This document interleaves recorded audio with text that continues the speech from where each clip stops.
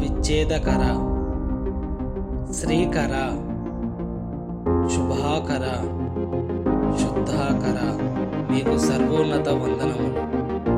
శిలువ శ్రమ ప్రయాణం మా కొరకై ప్రేమ శిఖరమును ఎక్కిన రీతిని తెలియపరచుటకు వ్రాసిన కథే ఈ గెచ్చేమనే తోట గెలుస్తామనే మాట.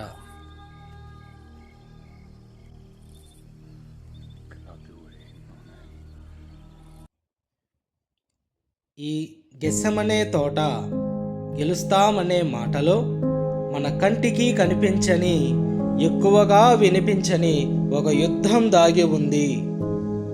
ఈ గెస్సమనే తోటలో గెలుస్తామనే మాట ఓ యుద్ధ రంగంలో విరోధి విల్లును విరిచిన, మరణపు ముల్లును జయించిన ఓ విశ్వవిజేతుని నోట నుండి వచ్చిన మాట, మరియు ఓ విజయ కేతనానికి సంకేతాన్నిచ్చిన మాట.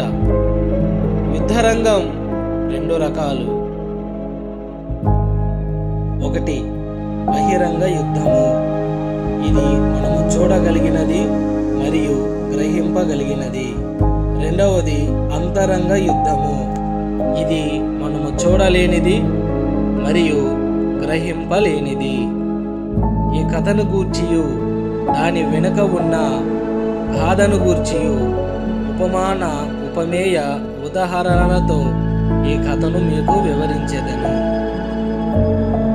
మొదటిగా బహిరంగ యుద్ధము గురించి తెలుసుకుందాము.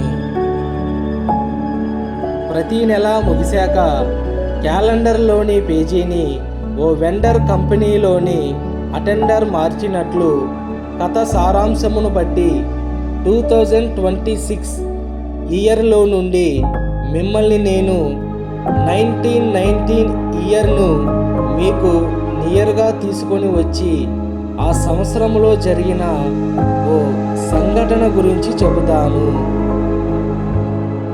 అది 1919వ సంవత్సరము.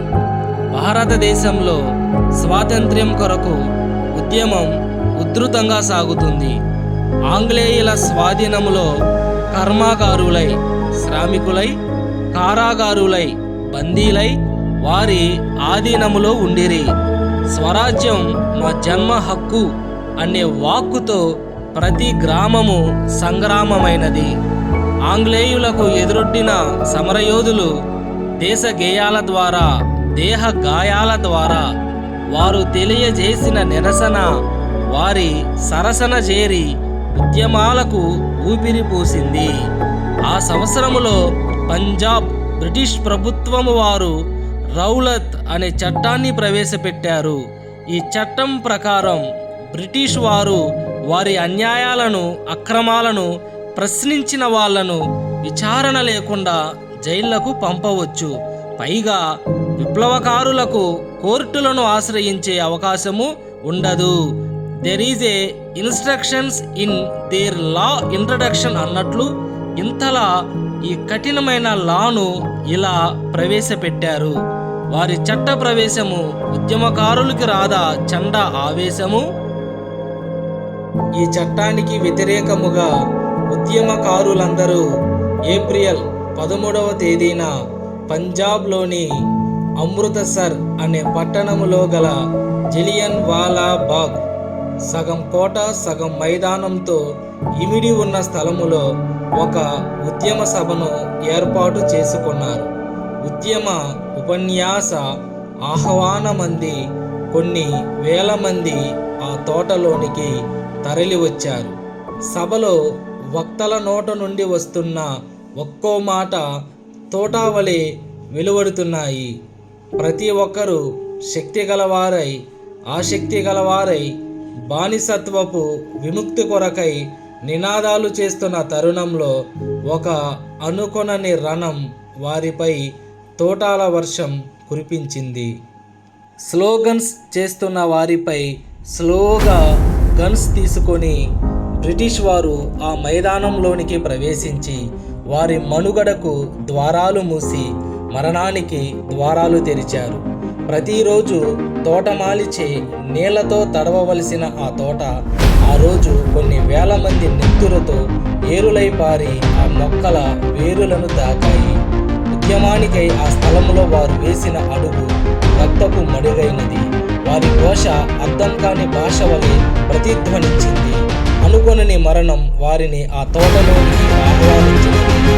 సభ మైదానమంతా వారి ప్రాణదానంతో నిండిపోయింది. ఊహకందని ఊచపోతకు బలైనారు.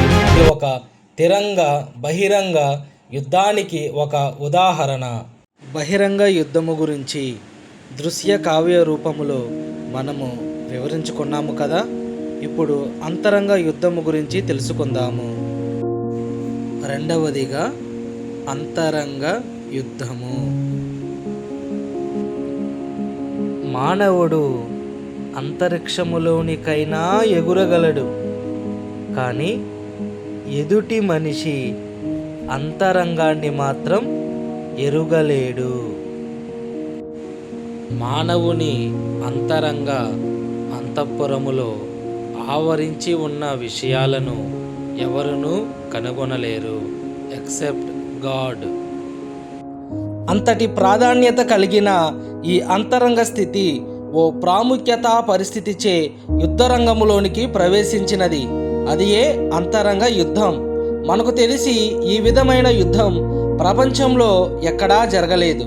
కానీ గెత్సేమనే తోటలో ఓ మహోన్నతిని వ్యక్తిచే ఈ అంతరంగ యుద్ధానికి నామకరణం చేయబడినది. ఆ వ్యక్తితోనే ముగించబడినది. ఇంతకీ ఆ వ్యక్తి ఎవరంటే, రోమా సామ్రాజ్యంలో రోమాలో నిక్కపొడిచే కథ ఆయన జీవిత చరిత. ఇజ్రాయేలు దేశములోని యెరూషలేము అనే పట్టణములో బెత్లెహేము అనే చిన్న గ్రామములోని ఓ పశువుల పాకలో పరిశుద్ధురాలైన కన్యకా మరియమ్మ గర్భమునందు ఇమ్మానుయేలుగా జన్మించిన కారణజన్ముడు రణజన్ముడైన ఆ వ్యక్తి పేరే యేసు క్రీస్తు ప్రభువు. అనగా మన లోకరక్షకుడు, నిజమైన ప్రేమకు పాఠము నేర్పిన మన శిక్షకుడు. తల ఎత్తి రక్షకుడు జన్మించాడు అని బాకా ఊది చెప్పవలసిన స్థితిలో నుండి పశువుల పాకలో తల దాల్చుకోవలసిన పరిస్థితి. ఆ గ్రామము నుండే ఆయన జీవన సంగ్రామము ప్రారంభమైనది. పోరాడే వయసు నుండే పోరాడే స్థితి ఆయనకు అబ్బినది. ఎందుకు ఈ పరిస్థితి అంటే, రాజు అను బిరుదు గల హేరోదును బట్టి, అతనికి కలిగిన ఓ దురాలోచన బట్టి, ఆ ఆలోచన కలుగజేసిన అపవాదిని బట్టి. ప్రతి సినిమాలో హీరో విలన్ అనే 2 పాత్రలు ఉంటాయి.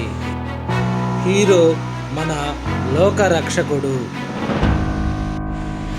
శత్రువు అపవాది.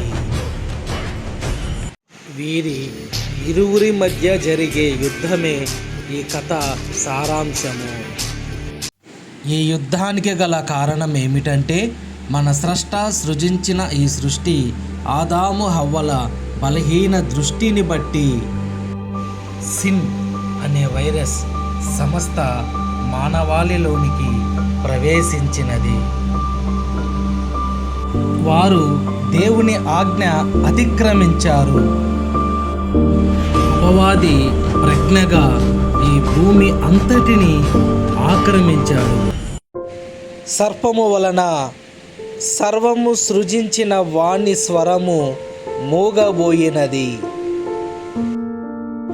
తన పోలిక లేదు ఇక అని చింతిస్తున్న తండ్రి చెంతన చేరి కుమారుడు కార్యసిద్ధి వాగ్దానము చేసి ధరణిపై నరునిగా వెలసినారు.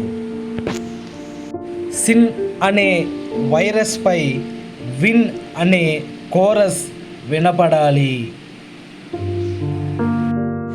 శత్రువు పథకం ప్రకారం పతనమైన వారి జాతి పతాకము ఎగరాలి. ఇవి జరగాలంటే సిలువ వీరమరణము పొందాలి. ఈ క్రియా ప్రక్రియను పూర్తి చేసేందుకు శ్రీకరుడు శ్రీకారము చుట్టాడు. దాని కొరకు ప్రభువు ఏర్పరచుకున్న స్థలము గెత్సెమనే తోట. ఆ తోట అప్పటి వరకు అది నందనవనము కావచ్చు, కానీ క్రీస్తు వేదన ఆవేదన బట్టి ఆక్రందన వనము కాబోచున్నది. ఇది మన మానవుని జ్ఞానమునకు అందనిది. ప్రభువు బహిరంగంగా అద్భుత కార్యాలు ఎన్నో చేశారు, అందరూ చూశారు. కానీ అంతరంగ యుద్ధం ఆయనకై ఆయన ప్రేరణ కలిగించుకున్నారు. ఇది ఎవరు వర్ణించలేని యుద్ధం. వన్ మ్యాన్ ఆర్మీగా ప్రభువు గెత్సెమనే తోటలోనికి ప్రవేశించాడు. తండ్రి యొద్ద ప్రభువు చేసే విజ్ఞాపనే అంతరంగ యుద్ధానికి ఆయుధం. ప్రపంచాన్ని మార్చబోయే ఒక సాయుధం. పగవాడి కక్షలు, పొందబోయే సిలువ శిక్షలు, శత్రువు వివక్షాలు, వీటన్నిటిని తలంచుకొని తండ్రి యొద్ద శిరస్సు వంచి కన్నీటి సరస్సును ప్రవహించారు. బెదురుగానున్న తనకి ఎదురుగా ఒక గిన్నె ఉన్నది. అందులో సమస్త మానవాళి యొక్క పాప మలినము ఆ గిన్నెలో విలీనమై ఉన్నది. దానిని త్రాగాలి. సాధ్యమేనా? ఎక్కడైనా ఫుడ్ పాయిజన్ అవుతుంది, కానీ పాయిజన్ని ఫుడ్గా తీసుకుంటే ఎలా ఉంటుంది? ఊపిరి కిరిబిక్కిరిగా ఉంటుంది. అదే ఇప్పుడు కుమారుడు చేయవలసిన పని. త్రాగలేనని తండ్రికి మొర్ర పెడుతున్న బోధకుడు ఒకవైపు, త్రాగనివ్వకుండా ప్రయత్నిస్తున్న శోధకుడు ఒకవైపు, త్రాగుతాడా లేదా అని నిరీక్షిస్తున్న పరిశోధకుడు తండ్రి ఒకవైపు. ఇక కార్యసిద్ధికై ఊపిరిని ఉక్కుగా బిగబెట్టి ఆ గిన్నెలోని విష పదార్థాన్ని త్రాగాడు. తదుపరి విరోధి విల్లును విరిచాడు. ఒక విజయకేతనానికి సంకేతనాన్ని ఇచ్చాడు. శ్రమను బట్టి చెమట, కానీ మహాశ్రమను బట్టి స్వేదరంధ్రముల నుండి రక్తపు చుక్కలుగా నేలను రాలాయి. మొక్కల వేరులను తాకాయి. వృక్షములు వణికాయి. వృషభములు ఆయన్ను ఆవరించాయి. ఆయన ఘోష ఆ తోటకు ఒక కొత్త భాషను నేర్పింది. ప్రభువే ఆ తోటలోనికి మరణాన్ని ఆహ్వానించాడు. తదుపరి ప్రిజనరీగా రూపాంతరం చెందాడు. కీర్తి కిరీటాల స్థానంలో మన కొరకు ముళ్ళ కిరీట అలంకారం పొందాడు. గర్భము నుంచే పోరాటం. తన ప్రజల కొరకై ఆయన ఆరాటం. ఎదురుస్తున్న శ్రమల కెరటం. మన కొరకు సిలువ పల్లకిని తన భుజములపై మోస్తూ నడిచిన ప్రతి దారిని రక్తపు నదిగా మార్చి ఒక రెడ్ కార్పొరేట్లా పరిచాడు. No margin of error. సిలువ ధ్వజమును తన భుజముపై మోపి కల్వరి కొండపై తండ్రి పోలిక పని పూర్తి చేసి సమాప్తమనే గొప్ప పోలి కేక వేసి తన ఆత్మను తండ్రికి అప్పగించాడు. కడలేని ప్రేమ ఎక్కడలేని ప్రేమ ఇక్కడ కనబడియేను కడకు నాకు. కడలేని శక్తి ఎక్కడలేని శక్తి ఇక్కడ కనబడియేను కడకు నాకు. కడలేని జీవమే కడలేని జీవ మీక్కడ కనబడియేను కడకు నాకు.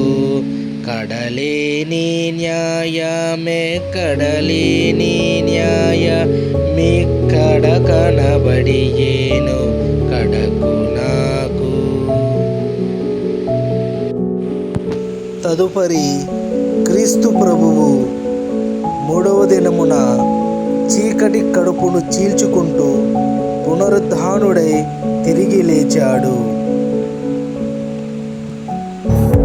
ఇది ఒక విరోధి విల్లును విరిచిన వినయ విధేయ వీరుని విజయగాథ.